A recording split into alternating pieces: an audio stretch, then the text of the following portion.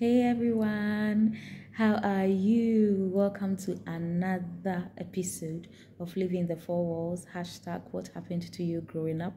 My name is Obapeni Awojimfwa. On today's episode, we'll be talking about eating disorders. Eating disorders. Eating disorders is a mental health condition that causes you to have an unhealthy relationship with food. That it affects a person's eating behavior, thoughts, and emotions. There are different types of eating disorders. We'll come to that. But for now, let's look at the causes of eating disorder. 1. Poor body image. Having too much concentration on one's look or weight.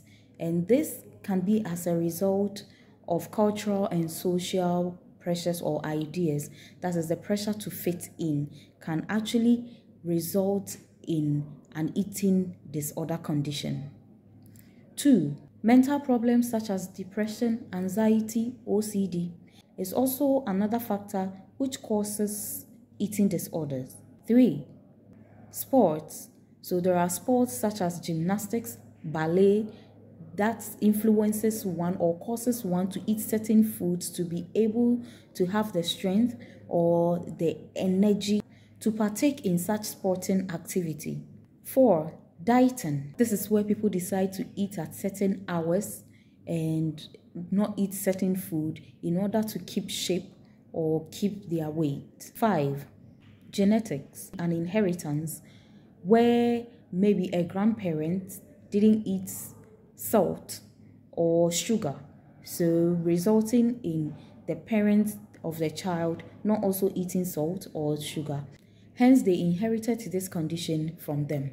There are different types of eating disorders. 1 is anorexia nervosa. 2 is bulimia nervosa. 3, binge eating disorder.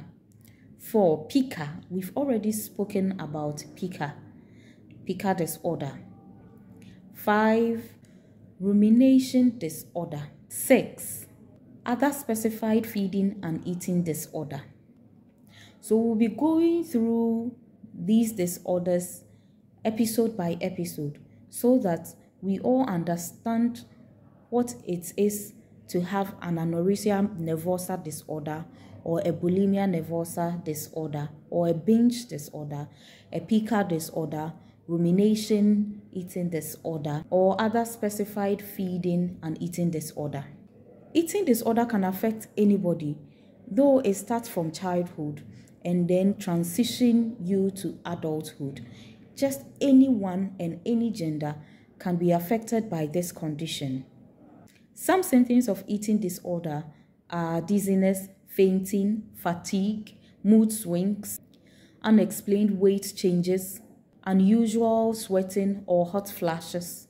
And with behavioral symptoms, you experience something like compulsive exercise, frequent bathroom visiting after eating, avoidance of certain foods, vomiting or laxative use, restrictive eating, excessive amount of food intake or minimal amount of food intake, discarding of food, and food rituals.